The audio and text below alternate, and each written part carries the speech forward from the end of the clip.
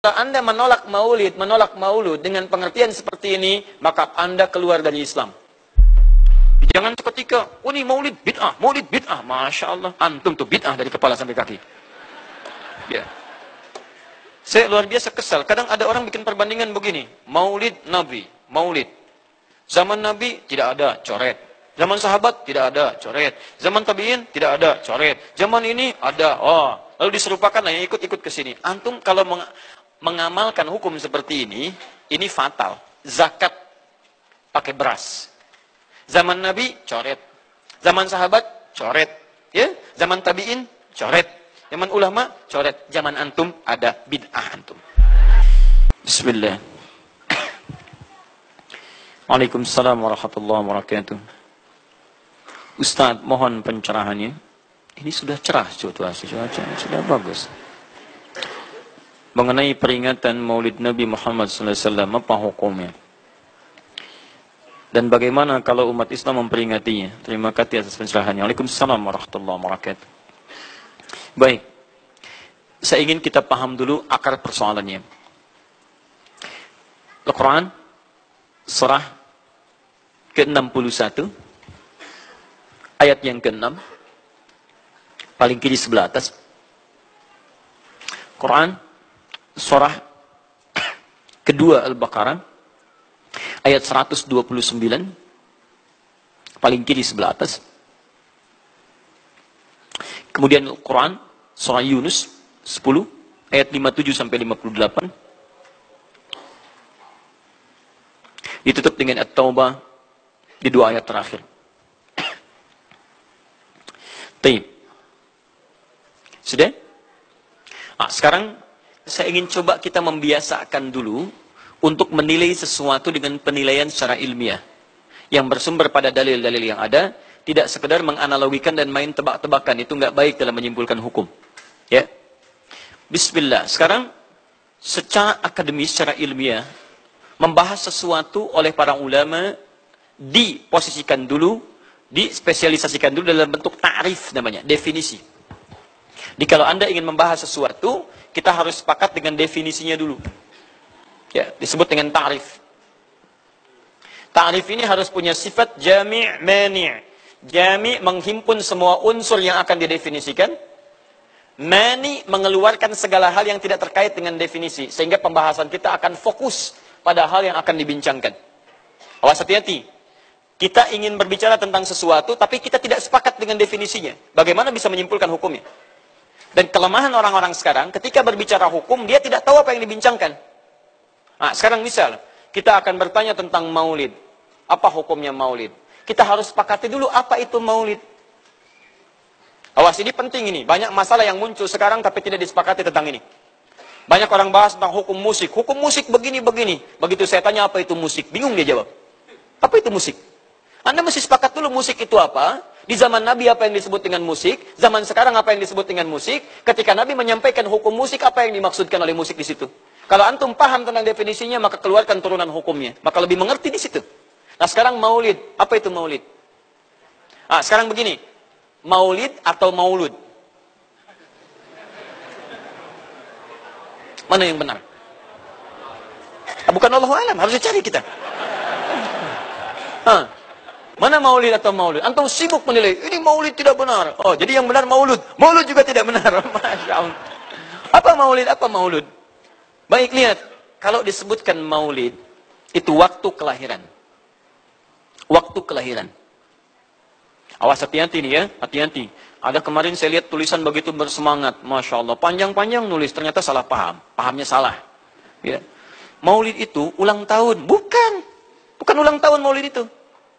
Bukan ulang tahun, bukan peringatan ulang tahun maulid itu. Ingat baik-baik. Kalau pakai peringatan itu pakai Id. Idul Milad. Ya, hari kelahiran, peringatan hari kelahiran, ulang tahun. Tapi kalau cuma maulid itu waktu kelahirannya. Awas hati-hati ya, hati-hati dalam memahami sesuatu. Kita masih detil dan jeli dalam memahaminya.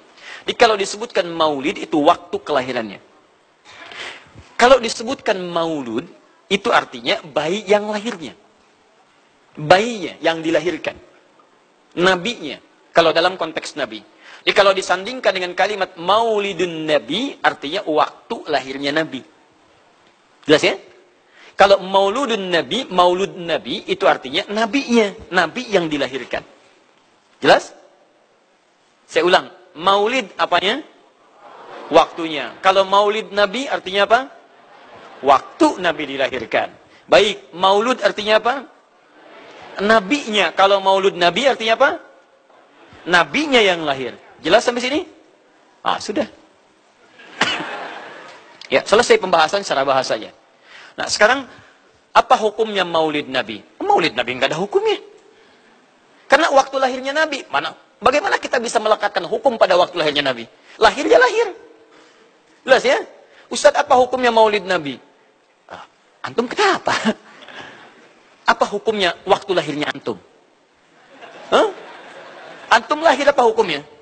Kapan antum lahir? Ustaz, kapan antum lahir? 11 September. Apa hukumnya? Apa hukumnya? Apa hukumnya saya lahir? Lahirnya lahir. Jelas ya? Jadi kelahiran seseorang itu nggak ada hukumnya. Qadar Allah yang menjadikan dia terlahir. Dan dengan kelahiran itu dia punya misi dalam kehidupan. Mencari bekal untuk kembali kepada Allah Subhanahu wa ta'ala. Jadi kalau bertanya hukum kelahiran seseorang, lahirnya lahir. Nggak ada hukumnya di situ. Paham ya? Hukum itu terletak pada perbuatan seseorang, bukan pada kelahiran seseorang. Ketika dia berbuat dengan aspek kesadarannya, maka muncul hukum di situ. Awas, antum pun mesti belajar tentang hukum. Jangan salah menyebutkan hukum. Hukum terletak pada perbuatan, bukan pada benda, dan bukan terletak pada waktu. Jadi ketika ada perbuatan melekat pada benda dan waktu itu, maka muncul hukum. Apa hukum gelas? Halo? Tidak ada hukumnya. Tapi kalau menyebutkan apa hukum gelas yang menampung kemudian barang yang haram yang digunakan gelas ini melakukan perbuatan haram, baru muncul haram. Apa hukumnya gelas yang digunakan untuk melempar orang lain? Haram hukumnya. Apa hukumnya gelas yang digunakan menampung air minum untuk diminum dalam keadaan yang sehat? Sunnah hukumnya. Jelas ya? Apa hukumnya golok? Golok digunakan apa? Kalau digunakan menyembelih hewan kurban, maka jadi sunnah hukumnya. Kalau golok digunakan untuk menyakiti orang lain, mengancam. Siapa nama kamu? Masya pakai golok. Ya, hati-hati. Nah, itu haram hukumnya. Jadi benda terletak kepada, maaf, perbuatan yang melekat kepadanya. Apa hukumnya hari kelahiran? Hari kelahiran nggak ada hukumnya. Yang melekat hukum itu bagaimana menyikapi hari kelahiran itu. Itu poinnya. Paham ya? Ketika ada perbuatan melekat kepadanya, maka di situ ada hukum. Maulud itu bayinya berarti nabinya. Apa hukum maulud? Apa hukumnya nabi? Nabi yang lahir nggak ada hukumnya. Jadi kalau Anda menolak maulud dengan pengertian seperti ini, maka Anda keluar dari Islam. Kalau dalam hukum seperti ini, saya menentang maulid Nabi, berarti Anda menentang kelahiran Nabi SAW. Saya menentang maulud Nabi, berarti Anda berhadapan dengan Nabi, Anda musuh Nabi. Jadi kalau Anda dimaksudkan dengan kata maulud dan maulid, Anda tidak bisa menentangnya, bisanya menerima, saya menerima. Menerima. Kenapa? Karena dalam pengertian bahasa, maulid itu artinya waktu kelahiran. Maulud artinya nabinya. Jangankan saya, siapa saya dibandingkan Nabi Isa alaihissalam? Nabi Isa itu hidup 600 tahun sebelum Nabi Muhammad SAW dilahirkan. Nabinya belum ada. Nabi Isa sudah ada. Tiba-tiba, umatnya menduga, Nabi terakhir itu Nabi Isa. Karena Nabi Isa punya sifat yang mirip di ramalan kitab, yang mengatakan Nabi terakhir itu punya sifat baik dengan masyarakat lingkungan sosialnya. Dan Nabi Isa itu lembut, luar biasa. Jangankan pada manusia, pada hewan pun, itu lembutnya luar biasa. Jalan dengan muridnya. Di perjalanan kemudian ada aliran anak sungai melihat bangkai hewan. Sudah jadi bangkai, baunya luar biasa. Kata muridnya, guru, bau sekali bangkai ini. Kata Nabi Isa alaihi salam, Al-Masih, yang disebut oleh sementara orang dengan Yesus, itu Nabi, bukan Tuhan. Nabi beliau mengatakan, kata Nabi Isa, perhatikan, begitu putih sekali dan bersih giginya. Kata muridnya, Tuan Guru, kenapa Anda mengatakan demikian? Kata Nabi Isa, karena manusia hanya akan menyampaikan apa yang ada dalam benak pikirannya. Jadi kalau pikiran Anda kotor, Anda akan melihat bangkainya saja. Tapi kalau pikiran kita baik, kita akan mencari yang terbaik dari hewan itu. Bukankah dia ciptaan Allah?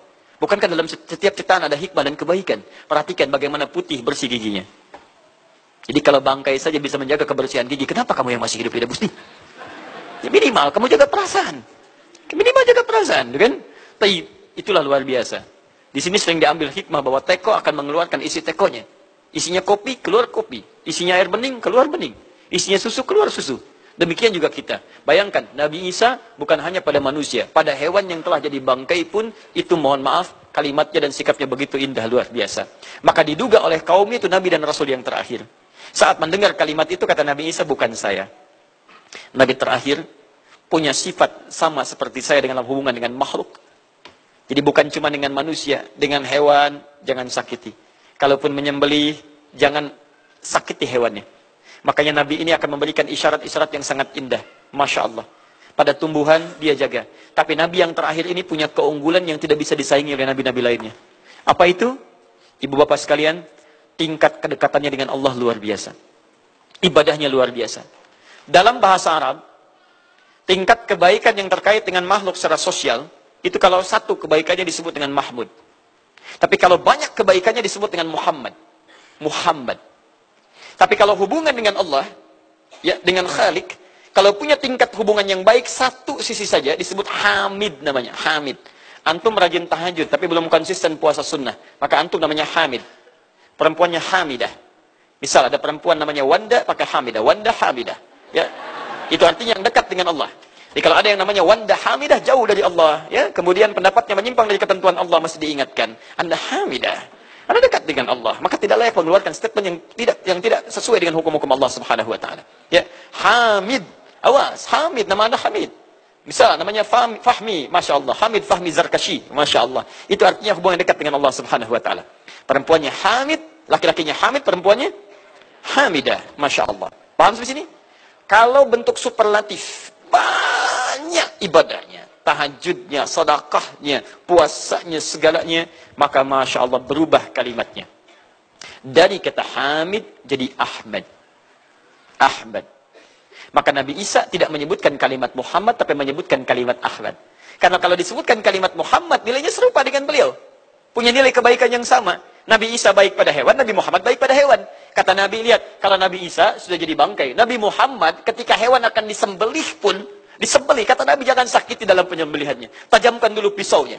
Ketika menyembelih, jangan lakukan berkali-kali. Kata Nabi, tajamkan, begitu andu kemudian sembelih, seketika selesai. Cari urat yang membuat cepat darahnya keluar. Nabi itu. Dan dalam menajamkan itu, antum jangan memperlihatkan depan hewannya. Tidak boleh. Kandidat selanjutnya, siap-siap ya. Masya Allah, tidak boleh. Awas saat kurban tuh. Kadang suka lupa antum tuh. Ya di bawah sini, ini masih begini-begini tuh. Itu menyakiti hewan secara fisiologis. Nggak boleh, nggak boleh. Ya, awas. Ya, tayyib. Tumbuhan, lihat. Tumbuhan. Nggak boleh dalam keadaan perang. Perang itu kan luar biasa dahsyat. Emosi memuncak, segalanya ada. Tapi Nabi katakan, jangan rusak tanaman. Dahsyat, cuma dalam Islam. Itu yang 212 tahun lalu itu, Masya Allah, nggak ada yang nginjak rumput, nggak ada yang nginjak macam-macam. Ya, itu yang kameramen yang nginjak rumput tuh. Ya, kameramen nginjak rumput tuh. Yang kameramen begitu diinjak, dimunculkan di media gitu kan. Wah, tapi lihat betapa rapi, bersih. Itulah Islam. Tapi jangan cuma 212 saja. Ya, 312, 412, 484 dan sebagainya. Jadi, semua yang ada setiap hari kita jaga. Ada tumbuhan, jaga. Yang praktekkan negara lain. Di New Zealand ada tumbuhan, antum sedang ngidam. Papa pengen daun itu, tunggu sampai jatuh. Nggak bisa diambil. Begitu diambil, denda. Padahal yang punya teorinya Islam. Tapi hubungan dengan Allahnya itu bukan Muhammad, tapi Ahmad. Makanya Nabi Isa mengatakan, wa mubasysyara bi rasulin ya'ti min ba'di ismuhu Ahmad. Saya kasih kabar gembira. Rasul terakhir bukan saya. Tapi seseorang yang nilai ibadahnya lebih daripada saya. Jaminan surganya sudah ada. Bahkan turun surah kepadanya. Inna a'tainakal kautsar. Dirinya dijaga dari kesalahan, maksum. Sifatnya luar biasa baik. Tapi itu tidak menghentikan dia untuk mendekat kepada Allah dengan sifat yang luar biasa. Kata Sayyidah Aisyah di Al-Bukhari, nomor hadis 2010 sampai 2012. Ya Rasulullah, alam takun ma'suban. Alam takun madmunan. Lima hakadha. Kenapa sampai bengkak-bengkak begini Anda tahajud? Bukankah Anda dijamin masuk surga? Dijaga dari kesalahan. Apa kata Nabi? Afala akunu abdan syakura. Apa aku nggak boleh jadi hamba yang bersyukur kepada nikmatnya Allah Subhanahu Wa Taala. Tahajudnya sampai bengkak. Nabi, Rasul, ahli surga, dijaga dari kesalahan, tidak ada hisabnya, masih mau tahajud sampai bengkak kakinya. Ditanya oleh istrinya, kenapa sampai begini? Kata beliau, ringan saja. Nggak boleh aku bersyukur. Masya Allah, ada orang Nabi bukan, Rasul bukan. Surga belum ada jaminan, amal berantakan, hisab menegangkan. Masya Allah, bangun mata bengkak. Kaki biasa. Tahajud tidak subuh lewat. Ini Masya Allah. Cita-cita surga Firdaus. Itu luar biasa. Makanya Nabi Isa mengatakan Ahmad bukan Muhammad. Dan ini bukan isyarat Nabi baru. Karena nama yang melekat pada Nabi terakhir semuanya sifat. Bukan nama zat. Ini bukan melegalkan ada seorang bernama Nabi baru datang kemudian namanya Ahmad. Bukan. Kata Nabi, saya Nabi terakhir. La Nabi ya ba'di, nggak ada Nabi setelah saya. Jadi nggak ada istilah Ahmadi, pengikut Ahmad nggak ada. Ya, dalam arti pengikut Nabi Muhammad SAW. Yang jadi clue persoalan kita terkait dengan pertanyaan ini, Anda bisa bayangkan, Nabi Isa 600 tahun sebelum lahirnya Nabi Muhammad SAW. Perhatikan, ikutan bahagia dengan kelahiran Nabi. Sampai kebahagiaannya diungkapkan pada umatnya. Saya kasih kabar gembira ya. Nggak mungkin orang kasih kabar gembira perasaannya sedih. Kenapa saya kasih kabar gembira? Nggak ada. Kasih kabar gembira itu dalam keadaan bahagia hatinya. Kalaupun menangis, tangisan kebahagiaan. Anda bisa bayangkan, Nabi, Rasul, mukjizatnya hebat. Sekali usap, penyakit sembuh. Menghidupkan orang mati, keduanya dengan izin Allah Subhanahu wa Ta'ala. Bahagia dengan kelahiran Rasul Sallallahu Alaihi Wasallam. Antum Nabi bukan, Rasul bukan. Maaf, tidak punya mukjizat seperti Nabi Isa. Mayat dipanggil-panggil nggak bangun, diusap penyakit makin sakit. Tuh, lalu antum tidak bahagia dengan kelahiran Nabi, antum siapa? Nabi Isa aja bahagia, masa antum bukan Nabi tidak bahagia? Dan hebatnya, ada orang bisa bahagia, nabinya belum lahir. Biasanya sifat bahagia dalam kelahiran itu setelah bayinya lahir, bukan sebelum lahir. Alhamdulillah, alhamdulillah. Akhi, kenapa antum? Alhamdulillah, saya punya anak laki-laki namanya Abdurrahman. Kapan? Nanti setelah menikah. Ini Masya Allah. Nikah aja belum, kenapa bisa memberikan kabar gembira? Antum kenapa, akhi? Itu dia, akhi boy tiba-tiba seperti itu. Orang bingung. Akan bubar pengajian kalau ustaznya begitu. Ya. Jadi mustahil ada orang memberikan kabar gembira ketika bayinya belum lahir. Tapi kemuliaan Nabi Muhammad SAW menjadikan seorang Nabi Isa belum lahir, nabinya sudah merasakan gembira dan memberikan kebahagiaan pada umatnya. Kalau bukan Nabi Muhammad, mustahil. Ada kemuliaan tersendiri bagi Nabi Muhammad SAW. Setiap Rasul menantikannya. Nabi Isa menantikan. Masa antum tidak menantikan itu? Jadi kalau ada orang menolak maulid dalam arti waktu kelahirannya, maka dia telah ingkar pada Nabi Muhammad SAW. Maulud Nabi Ibrahim AS. Antum kenal Nabi Ibrahim? Oh, Masya Allah. Luar biasa.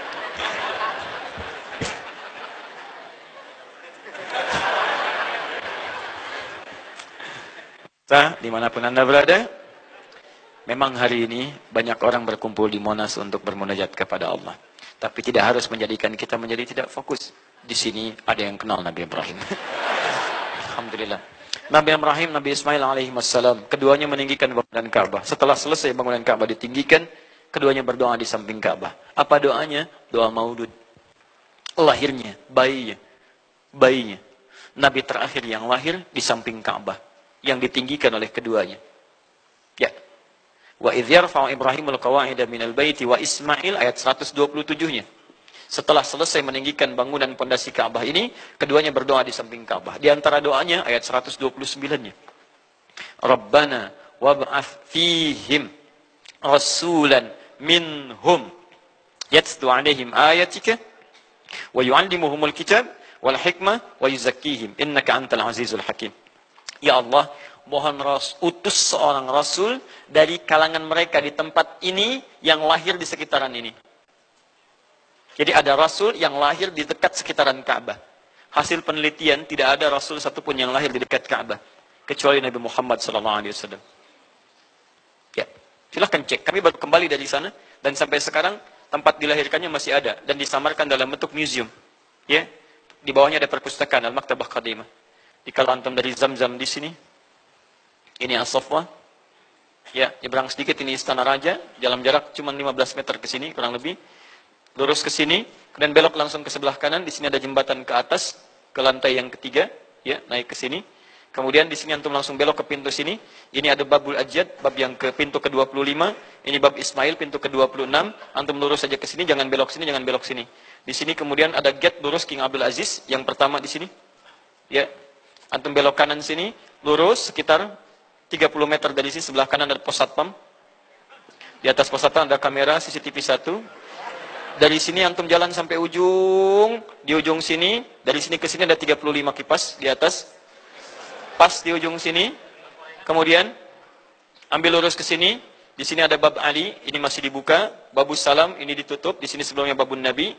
Kemudian ambil tarik garis lurus dari babus salam ke sini, dari jarak sini ujung ke sini, ya ada sekitar 200 meter. Ke ujung sinilah, di sini ada bangunan warna krem di sini. Di sampingnya ada tempat ngambil air zam-zam dengan menggunakan keran. Jadi kalau punya girigen, ingin ngambil banyak, jangan nyusahin orang ngambil di, misalnya di termos-termos yang besar itu. Ambil dari sini, itu ada keran langsung dan gratis di situ. Ya, beli kompannya sekitar 5 real, antum ambil dari situ, masukkan airnya, bisa bawa ke hotel. Isi kapan bolak-balik di sini. Sampingnya persis, ini tempat Nabi dilahirkan. Ini maulud Nabi, bayinya lahir di sini. Ya, bayinya lahir di sini. Cuman disamarkan oleh pemerintah kerajaan Arab Saudi supaya tidak dikultuskan tempat ini. Karena begitu pernah ada yang tahu ini, banyak salah ibadah. Kan Ka'bahnya di sini, sholatnya ngadep ke sini. Betul Pak, Bu, pernah terjadi. Makanya kalau antum lihat, dari ujung saya sudah kelihatan. Dari ujung sudah ada di sini warna biru. Ya, ada tulisan di situ, ada gambar dicoret, ada gambar orang sedang rukuk ke situ, ada sorban dan sebagainya. Ada tulisan di situ, jangan beribadah menghadap ke sini karena ini bukan kiblat, haram hukumnya. Dan ditulis dengan menggunakan bahasa Arab, bahasa Inggris, bahasa Urdu, plus bahasa Indonesia. Artinya, ada orang Indonesia juga yang salah ke sini. Ya. Kalau tidak, mustahil ditulis pakai bahasa Indonesia. Nggak ada tulisan bahasa Cina, bahasa Jepang, dan yang lainnya. Ya. Nah, jadi, ini kemudian dicoret, tapi tidak mencoret tentang situs pernah lahir di sini Nabi Muhammad SAW. Jadi artinya doa dua Nabi tadi dikabulkan oleh Allah Subhanahu Wa Taala. Nabi Ibrahim, Nabi Ismail. Dan tahukah Anda, keduanya berdoa jauh sebelum kedatangan Nabi Isa. Saya pernah katakan 30 generasi sampai Nabi Ibrahim, tadi Nabi Muhammad SAW. Muhammad SAW bin Abdullah, bin Abdul Muttalib, bin Hashim, bin Abdul Manaf, bin Qusay, bin Murrah, bin Kilab, bin Ka'ab, bin Ghalib, bin Fihir, bin Malik, bin Nadar, bin Kinana, bin Khuzaimah, bin Mudrikah, bin Ilyas AS, bin Nizar, bin Mudar, bin Ma'ad, bin Adnan, bin Adli, bin Adri, bin Muqawwam, bin Nahur, bin Tarif, bin Ya'ruf, bin Yasjub, bin Nabit, bin Ismail AS, bin Ibrahim AS. 30 generasi. Ulangi Mas Boy. 30 generasi. Dari Nabi Ibrahim sampai Nabi Ismail alaihissalam, ya sampai kemudian ke Nabi Muhammad sallallahu alaihi wasallam. Anda bisa bayangkan nggak? Dua orang Nabi, dua orang Rasul. Gelar yang pertama Ibrahim alaihissalam Khalilullah, yang paling dekat dengan Allah. Jaminan surganya ada. Nabi Ismail disebut dengan gulamun halim oleh Al-Quran. Yang paling perasa, yang paling dekat dengan Allah subhanahu wa ta'ala. Dua orang Nabi, paling dekat dengan Allah, disayang Allah, dijamin masuk surga. Inspirasi kisahnya sampai kita ke sekarang, mendoakan kepada Allah tentang maulud Nabi. Sehingga lahirnya Nabi Muhammad SAW 30 generasi setelahnya. Antum, Nabi bukan, Rasul bukan, tidak sedekat keduanya dengan Allah, jaminan surga nggak ada, hisab menegangkan, amalan berantakan. Kisah hidup antum belum tentu jadi inspirasi di masa depan. Sekarang pun tidak. Tiba-tiba antum menolak maulud, antum siapa? Kalau antum menolak maulud, berarti antum menolak Nabi SAW. Dalam pengertian baiknya. Jelas ya? Jadi kalau kemudian ada disebutkan maulid dan maulud, itu artinya maulid waktu kelahiran, maulud bayi yang dilahirkan. Sekarang, bagaimana menyikapi maulid dan maulud itu? Saya tahu nabinya dilahirkan, nabinya sudah ada. Jelas ya? Maka kemudian saya pun tahu waktu kelahirannya. Bagaimana kemudian menyikapi itu semua? Maka Masya Allah, Quran surah ke-11 tadi, 10 tadi, Yunus, ayat 57 sampai 58. Kalau sampai kemudian ke 58-nya, faliyafrahu. Gembira antum. Gembira, bahagia, silahkan. Ya, maksud tidak gembira, Nabi Isa gembira, kita tidak gembira. Ya, Nabi Ibrahim gembira, kita tidak gembira. Nabi yang tidak melihatnya gembira. Masa kita yang mendapatkan bagian Nabi tidak gembira? Jelas ya? Nabi yang mengharapkan hadir saat kedatangannya gembira.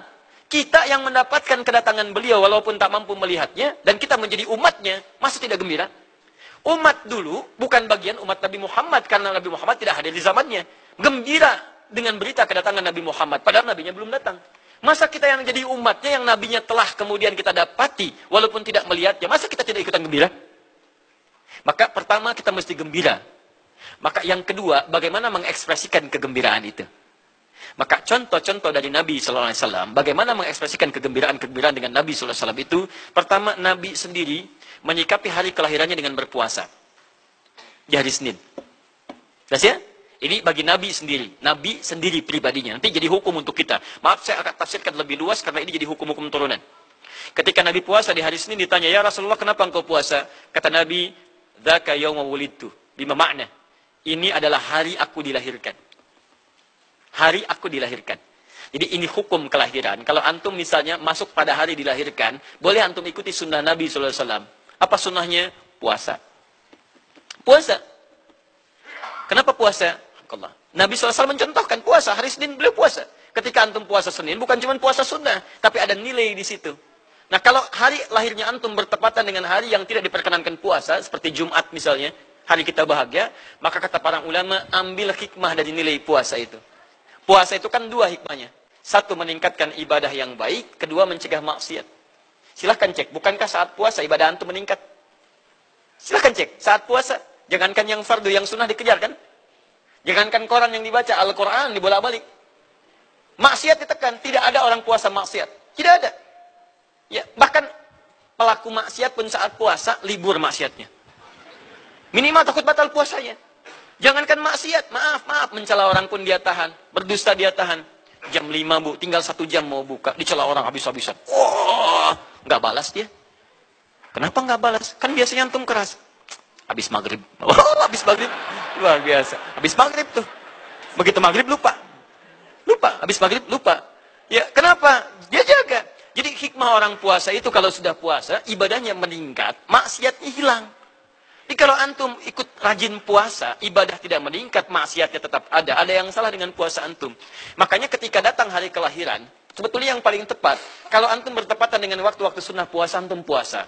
Senin, antum puasa. Tapi kalau tidak bertepatan dengan waktu itu, hikmah puasa yang antum ambil. Antum koreksi diri sampai dengan hari kelahiran itu, berapa banyak ibadah sudah antum kumpulkan, berapa maksiat antum harus tangisi. Itu hikmah terbesarnya. Bukan rame-rame. Tiup lilinnya. Masya Allah, lilin ditiup, maksiat terus muncul. Apa faedahnya? Kasihan lilin tuh, udah dibakar, ditiup. Kan? Antum yang salah. Paham ya, teman-teman sekalian? Nah, sekarang bagaimana para sahabat menyikapi kelahiran Nabi SAW, kedatangan Nabi SAW, dan menyikapi keberadaan Nabi SAW. Bukan cuma lahirnya, tapi setiap kedatangannya. Nabi datang dari Madinah, dari Mekah ke Madinah disambut oleh para sahabat yang ada di sana. Nabi datang dengan perang Tabuk, dari perang Tabuk disambut oleh para sahabat di sana. Tala al-badru alaina min thaniyatil wada'i, wajaba syukru alaina bada'alillahi da'i. Masya Allah, disambut dengan madid. Bukti kesenangan mereka kepada Nabi SAW. Ada yang memuji Nabi SAW seperti Hasan bin Thabit. Buat puisi-puisi memuji Nabi. Seperti Zuhair bin Abi Salma. Tadinya musuh Nabi, begitu masuk Islam memuji Nabi SAW. Ada yang lagi kemudian menghormati Nabi dengan kedatangannya. Dengan mengikuti Nabi kemanapun. Nabi mencontohkan, amalkan. Nabi mengajarkan, ikuti. Masya Allah. Begitu Nabi meninggal, diabadikanlah kemudian nilai-nilai penghormatan itu. Ada yang menulis sejarah tentang Nabi. Ada yang menulis pujian kepada Nabi dalam bentuk salawat. Ada yang menulis tentang amalan-amalan Nabi. Ada yang menulis tentang pengajaran-pengajaran Nabi. Dikumpulkan dan sampailah itu kemudian kepada kita semuanya. Dan itulah cara terbaik menyikapi tentang maulud dan maulid. Apa cara terbaiknya? Keluarkan ayat-ayat Qur'annya. 1. Quran surah ke-33 ayat 21-nya. Laqad kana lakum fi Rasulillahi uswatun hasanah. Sungguh ada pada diri Nabi SAW suri teladan terbaik untuk kita. Maka jika antum misalnya hadir momentum kelahiran Nabi SAW, maaf, biasanya kalau ada momentum-momentum tertentu orang bersemangat untuk mengingatnya. Silahkan cek. Hari pahlawan, ingat para pahlawan. Hari pahlawan berakhir, tidak ingat lagi. Hari kemerdekaan, ingat sampai pinang dipanjat-panjat. Begitu dipanjat, kenapa panjat pinang? Masya Allah, menghormati pahlawan. Pahlawan sampai naik panjat pinang. Luar biasa. Ada yang tarik tambang, ya, menghadirkan energi para pahlawan. Antum bisa bayangkan, momentumnya ada. Begitu hilang itu semua, tiba-tiba hilang lagi kemudian ingatan kita. Artinya, selalu ada momentum untuk mengajak kita mengingat sesuatu. Begitu Ramadan, ingat lagi amalan. Hilang Ramadan, hilang lagi kemudian amalan. Nah, jadi apa yang terbaik dihadirkan? Ketika ada momentum itu, maka para ulama kemudian mencoba untuk menampilkan nilai-nilai tadi untuk mengembalikan kita pada tuntunan Nabi SAW. Maka ditulislah kemudian sirah-sirah Nabi. Disampaikan untuk mengenalkan Nabi Muhammad SAW. Mumpung mereka ingat. Disampaikanlah pengajaran-pengajaran tentang Nabi. Disampaikan ada pujian-pujian salawat kepada Nabi. Kalau yang dimaksudkan tentang nilai-nilai ini, maka dari dulu sudah ada. Sudah ada. Dan yang sudah ada ini tidak dibatasi dengan waktu. Bukan muncul Rabiul Awal saja. Rabiul Awal ke Safar, datang lagi itu. Safar sebelumnya Safar, Rabiul Awal, kemudian ke Rabiul Akhir, muncul itu. Ke Jumada, muncul itu. Jadi maulid itu tidak dibatasi dengan waktu. Setiap waktu itu maulid. Maulud tidak dibatasi dengan waktu. Setiap waktu itu maulud. Tapi kalau ada momentum bersamaan dengan waktu kelahirannya, kemudian kita hidupkan untuk mengenal kepada Nabi, dalam bentuk yang tadi disunahkan dalam Al-Quran dan Sunnah, itu tidak ada masalah. Yang ada masalah itu adalah ketika menghadirkan hal-hal yang bertentangan dengan Al-Quran dan Sunnah Nabi SAW. Misal, maaf, dulu orang sudah terbiasa mengkaji tentang Nabi, menyampaikan risalah Nabi. Kemudian diisi misalnya, maaf, dengan hal-hal yang bertentangan dengan keadaan-keadaan Nabi. Misal, saya ingin mengajarkan tentang Nabi, tapi ketika mengajarkan tiba-tiba mengatakan, pada saat ini Nabi pun datang bergabung bersama kita. Itu yang tidak kita sepakati. Jelas ya? Misal yang kedua, antum nih, mohon maaf, kerja di instansi. Bertepatan dengan Maulid Nabi, kita adakan peringatan. Padahal antum cuma ingin mengeluarkan anggaran saja dari situ. Itu bid'ah. Bid'ah. Mengeluarkan anggaran, sekedar hanya ingin dapat anggaran untuk dalam momentum Maulid Nabi, itu yang bid'ah. Maulid bukan makan-makan. Jadi kalau antum mengadakan maulid Nabi hanya sekedar untuk makan-makan, itu yang bid'ah. Tapi kalau antum ingin belajar menghadirkan momentum itu untuk mengisi ta'lim, sama aja dengan ta'lim kita sekarang. Apakah ada hadis Nabi mengatakan ta'lim khusus di hari Ahad jam 8 pagi sampai jam 10? Tidak ada. Di ta'lim kita bid'ah ini. Jadi kalau antum pahami setiap yang tidak ada contohnya itu bid'ah, Masya Allah, maka akan ada banyak bid'ah dalam kehidupan. Mushaf itu bid'ah, karena nggak ada contohnya zaman Nabi SAW. Antum dari ujung kepala sampai ujung kaki itu bid'ah, karena antum tidak ada di zaman Nabi SAW. Ya, jadi jangan langsung menilai bahwa setiap maulid itu bid'ah. Bukan. Kalau momentum itu ingin diisi dengan ta'lim, ingin memperkenalkan Nabi, ingin mengajarkan syariat-syariat Islam, maka itu tidak ada masalah. Itu mengamalkan petunjuk-petunjuk ayat, bukan mengkhususkan di waktu itu, bukan. Karena ta'lim itu dibuka di setiap waktu, tapi menjadikan waktu itu untuk momentum, karena setiap orang sedang ingat Nabi pada saat itu. Jelas ya? Kapan lagi kita mendapati orang ingat Nabi? Maka ajarkan itu dan pesankan pada saat itu. Teman-teman, jangan cuma pada waktu ini ya. Setiap waktu kita amalkan ingatan kita kepada Nabi sallallahu alaihi wasallam. Makanya saya kalau diundang, Ustadz ada maulid Nabi, saya datang untuk ceramah. Untuk menyampaikan pesan-pesan terkait dengan Nabi sallallahu alaihi wasallam. Adapun masalah ritual-ritual saya tidak ikutan. Makanya paham, begitu saya datang pas ceramah. Saya berikan ceramahnya. Nabi begini, apa itu maulid? Allahu alam. Bukan Allahu alam, kan antum bikin spanduk ya di sini. Apa itu maulud? Bukan maulud. Maulud itu begini, maulid itu begini. Ketika kita terangkan, kita sampaikan, Masya Allah. Antum tahu apa yang terjadi?